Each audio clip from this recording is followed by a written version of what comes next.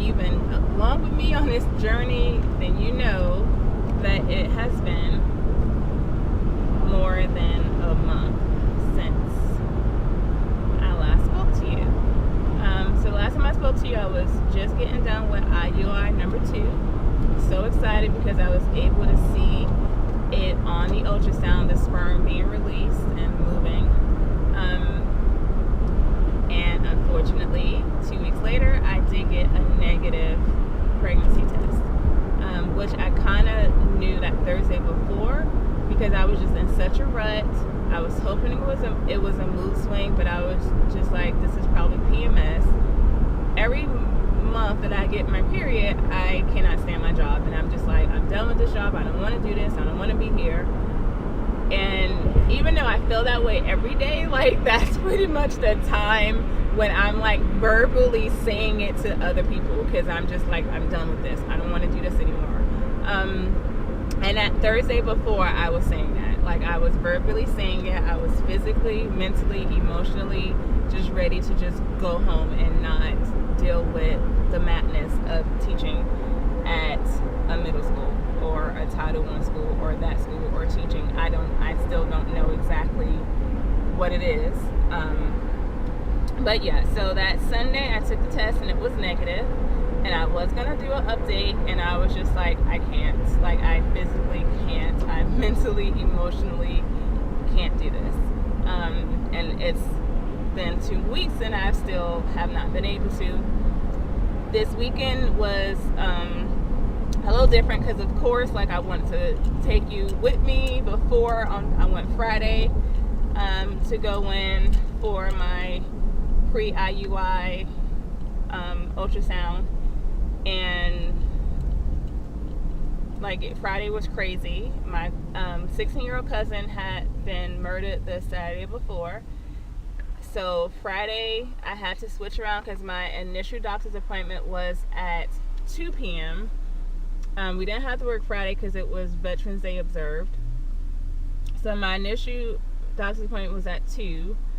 And then once I found out that his funeral was also going to be at Friday in Brooklyn, New York, I live in Charlotte, North Carolina, it was kind of like, all right, his funeral started at 4.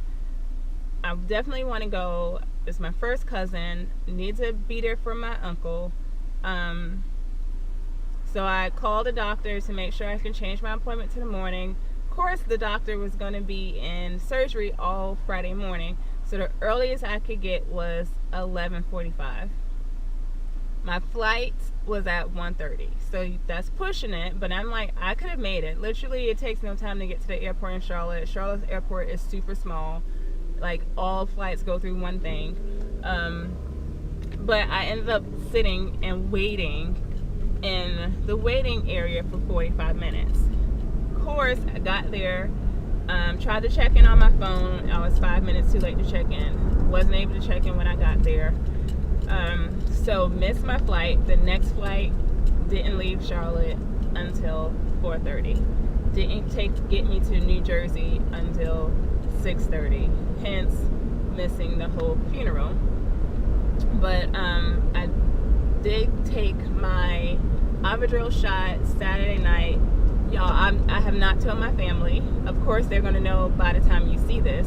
But my family doesn't know that I'm doing this because I told my mom the last time. I was like, if and when I do it again, I'm not saying anything to anybody. Because she was like, don't tell anybody next time. I was like, I'm not saying anything to anybody, including you.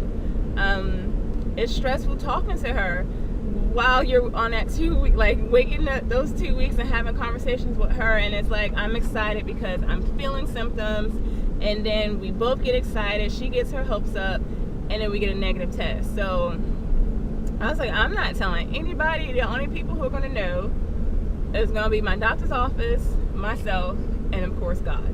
So even with that, it was kind of like me not wanting to record anything between this time and last time. And the lighting is horrible because the sun is over here, so it looks like I'm a big black shade.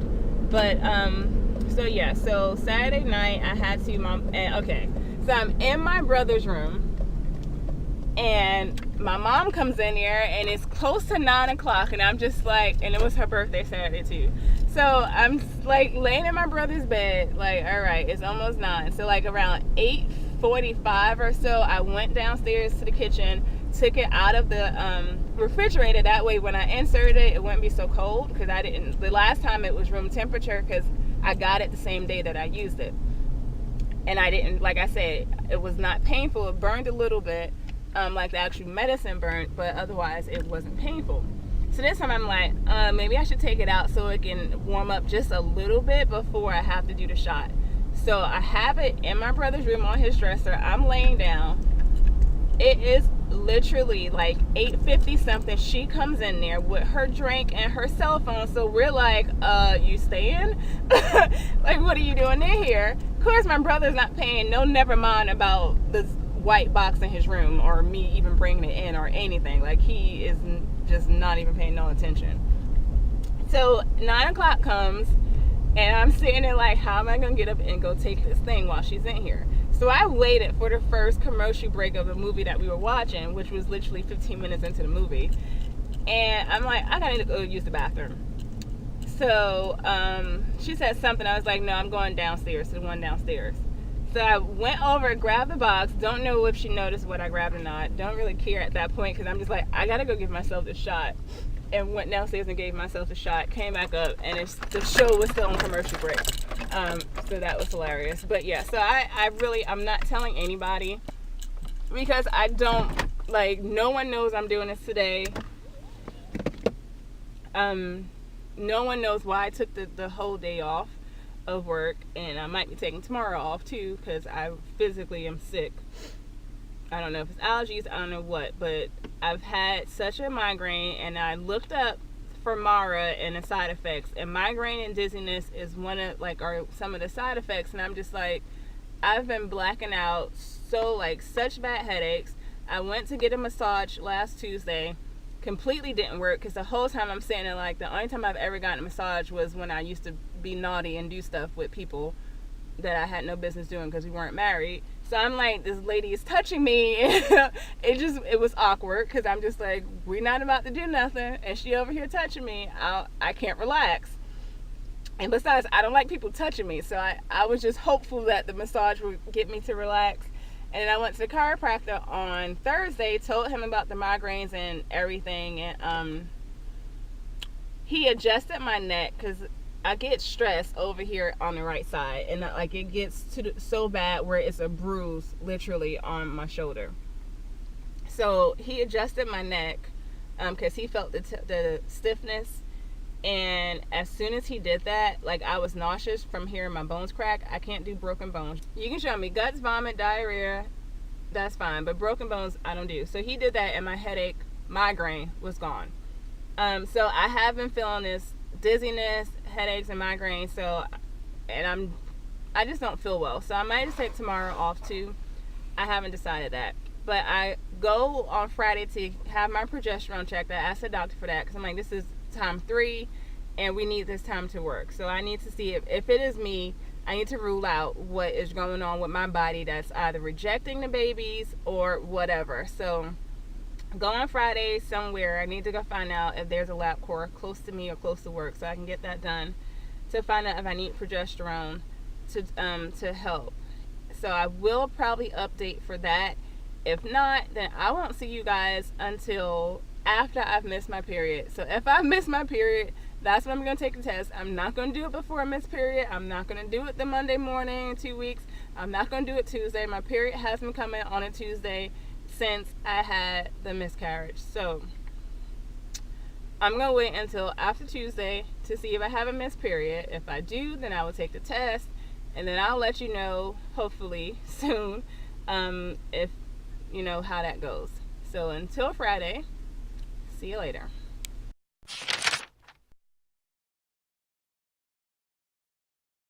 I have noticed that work is stressing me out. I didn't go back to work until Wednesday.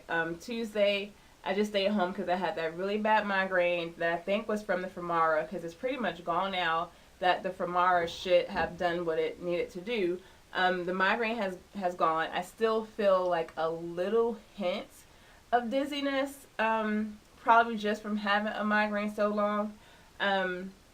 But I was just so sick. Like, I woke up starving Tuesday morning and was just like, I don't want to eat. Like, listening to my stomach growling, not wanting to eat. But so I stayed home because the migraine was just making me I felt so horrible that all I wanted to do was cry. Because it's like, I can't explain the pain, and I don't take painkillers. And because I was trying to conceive, I definitely wasn't trying to take anything. So I just relaxed on Tuesday. So I went to work Wednesday, and of course didn't have a migraine. Started doing something that stressed me out, and bam, the migraine came back. And then having to constantly redirect my students has been like what I realized probably the cause of the migraines and the stress and all that stuff. So like in addition to the Filmora, like just me having my migraines. So I have noticed that, because I was like, oh no, the kids aren't that bad or whatever. The job doesn't stress me out. I think I'm stressed because of what's going on in my life. Like me trying to conceive, having a miscarriage, getting negative pregnancy tests, and all this other stuff. But I'm like, wait a minute, it's actually work. So I need to figure out something about work.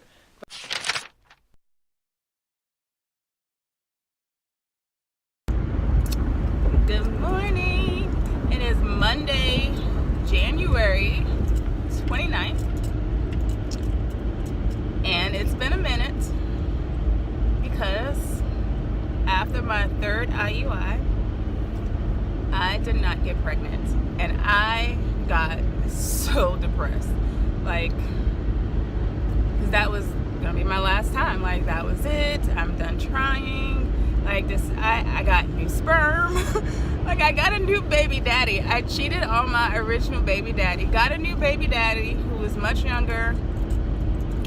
Sperm had only been there for 3 months, frozen. You know, so I just knew, like, that was going to be it. And super depressed after getting that negative pregnancy test. And I'm just now getting to a better place. My relationship with God is back where it needs to be, and I feel like it's gonna be better than ever now. I am just trying to enjoy my life and love the life that I'm living, because I feel like my life has just been living me lately. But it is now let me do the calculations. So Thursday was day 1, and we're gonna try again. So my fertility doctor had suggested that I use a different sperm bank, and he told me to use a different one last time. And I don't remember what I recorded because I haven't edited that footage, so I'm probably saying something I've already said before. But he had told me to use a different sperm bank the last time because the one that I was using, he said how they cap off the sperm. Well, he didn't really say that, but he implied that because I kept getting 10 million sperm every time. This last time I ended up getting the IUI sperm, which is unwashed, which means you should have extra sperm in there because it has the swimmer sperm still in there to help the sperm get to the ovary. And I was told by the company that it will have more sperm, like maybe 17 to 20 million. Homeboy only had 9 million sperm in there, after the doctor went through and did everything. So my doctor had told me before that to get a different one. I can't remember where he said. When I looked up what I thought he said, I was just like, yeah, no, I'm not able to see a picture. I'm not able to get a background like I am with the one that I originally went with. I would have to pay for storage. It was like it would end up costing me a lot of money because you have to pay for every picture. You have to pay for every medical report. Whereas the other one, you just get that stuff. Like, you get that stuff for free. Like, if you want an extended medical report, you have to pay for it. If you want more pictures than what they just show you, you have to pay for it. But otherwise, you just get it. So I was just like, I don't know. And I was feeling some kind of way about cheating on my baby daddy. It was just like, I felt connected to him. I thought that he was the one. Like, I had that whole little crying session when I found him and read his profile, and you know, it was just something near where I just thought he was the one. So I have found a new one. I prayed about it. I'm still praying about it. For me, I don't always hear God as clearly as I would like to. And that has been my downfall, because I keep praying and praying and praying. Sometimes I'm not silent enough to hear him. Sometimes I'm too anxious to hear him because I'm worried about what his answer's gonna be. And then sometimes I'm just not sure, like, is that you, or is that, you know, is that me being fearful? Or, you know, like, sometimes you think is your fear telling you not to do something, and it's really God. So I'm still working on that. I have been working on that, communicating with God, me hearing him for a long time, and I will continue to work on it until, you know, it's solid. But I'm going to continue to pray about this. I'm not excited about it this time. I don't even know if I'm hopeful, because of all the things that I've been through in the past with this process. So I did want to just get on here and tell y'all, because I did not tell you on day one. I don't have my vlogging camera right now. I'm using my phone. I wasn't going to tell you today, but I was like, let me hurry up and get on here and say something. Otherwise, the next time you see me, it wouldn't be until the day I go in for my ultrasound, which is next Tuesday. So I definitely wanted to get on here and just let you know that we're going to try again. We're going to try again. And hopefully I will have more clarity before going through this. And oh my gosh, like, the sperm, the shipping was cheaper. I'm like, it was cheaper than just the sperm from the other place. Like, I'm saving hundreds of dollars at this place. The doctor said it's gonna be at about 50 million sperm this time. And he was even saying, like, when he was looking at my sperm the last 2 times, because the first time I wasn't with him, I was with a different doctor. When he was looking at my sperm the last two times, can't talk, that, you know, he would only see like a couple moving. How are you only seeing a few moving and you have millions? But he said when he's gotten sperm from this place, it's better. Like, there's a whole lot more moving. Like, I spent a lot of money on that sperm for it to not move. Like, I'm gonna need them to do better. So definitely I'm gonna contact them to get a refund, because even with me getting just the 50% back refund for the 3 valves, that I had to do my math to figure out how many valves I still have. I still have 3 valves left off from the original baby daddy. So even if I only get 50% back for him, that 50% back for those 3 valves will still pay full for me to get 4 valves now. Like, really, 4.5 valves. So that's, you know, the price difference for the amount of sperm you get. So I will try to really get into the vlogging habit of this, and make it more of a vlog and not just me in my car talking to you. So I'll see you guys.